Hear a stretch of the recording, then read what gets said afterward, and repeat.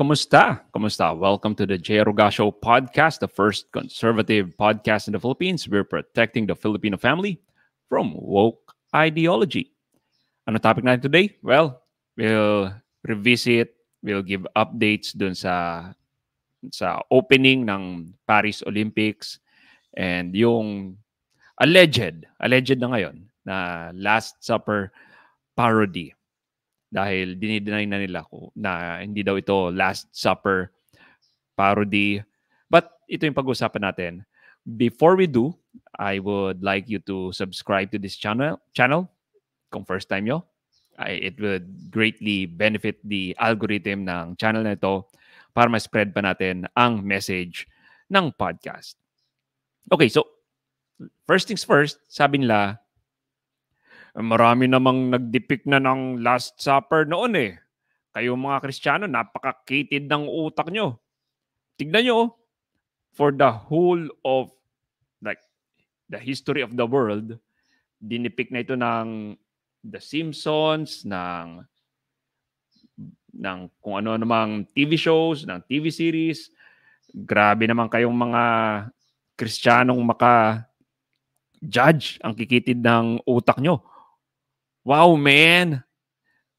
So, well, yeah, totoo naman, The Last Supper has been depicted, parodied to different degrees of offensiveness. However, ang France kasi, being a country so linked to Christianity, na tinatawag pang the eldest daughter of Mother Church, medyo scandalous ito.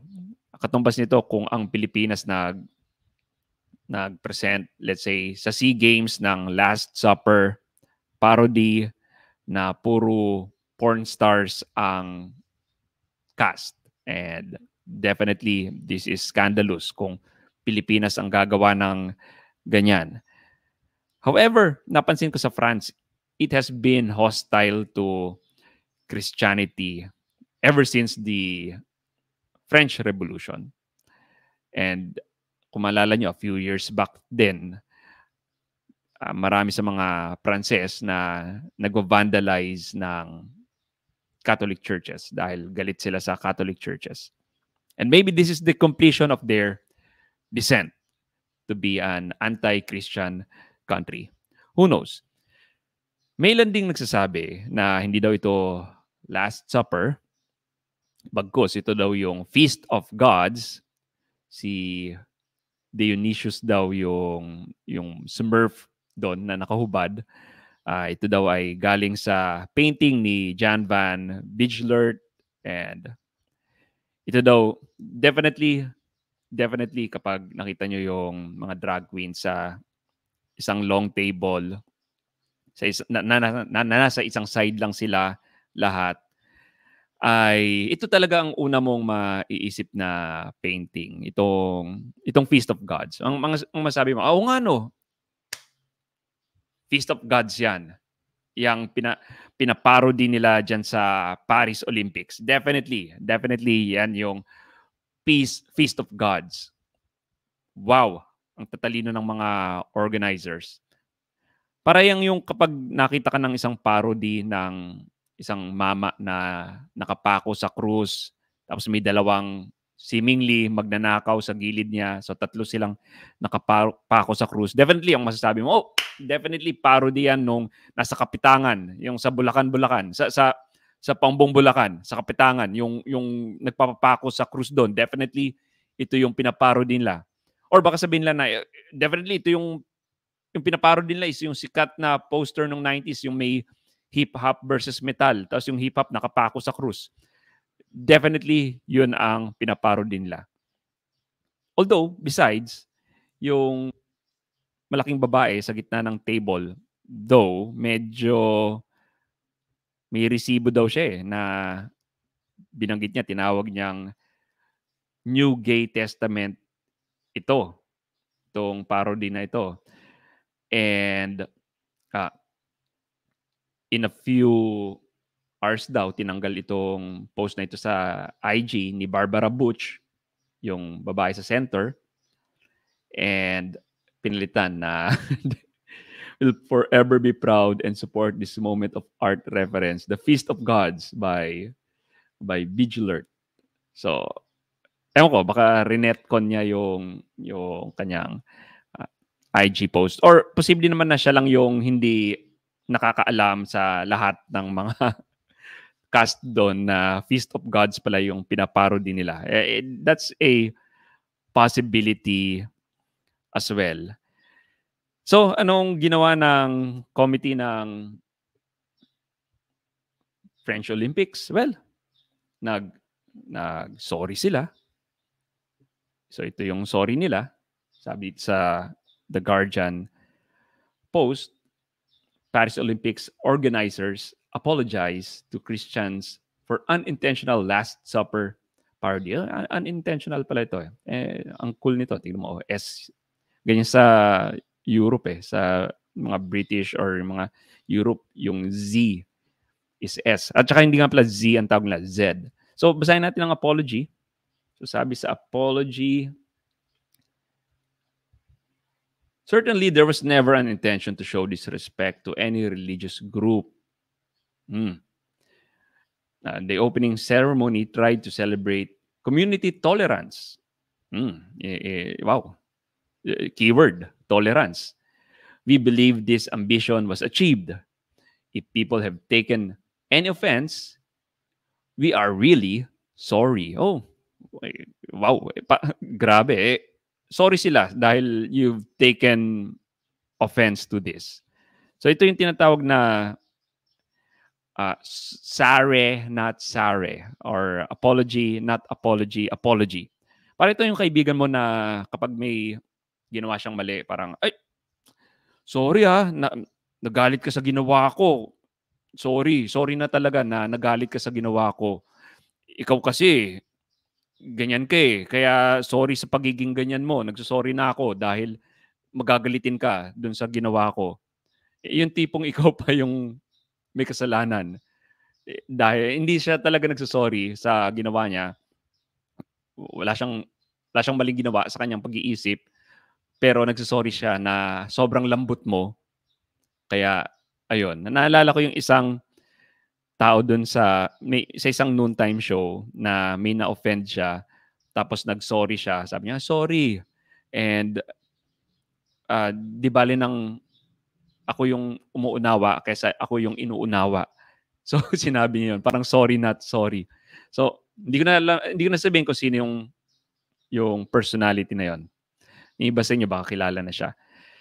So ayan. Ano ang final words natin? Well, alam nyo ba, buti na lang, think ko it's better to live in a world para sa akin ng mga Kristiyano na o-offend sa mga bagay na ito kesa sa mga Kristiyano, sa sobrang daming Kristiyano na indifferent kapag ginagawa ito ng isang country or ng someone, ng isang TV show. Mas mabuti nang we live in the world na hindi indifferent ang mga Kristiyano.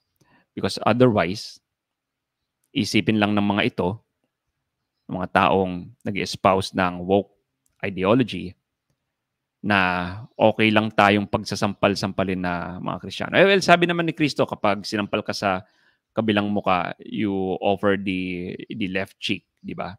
Pero, of course, ang Panginoon natin, nagagalit din to, di ba?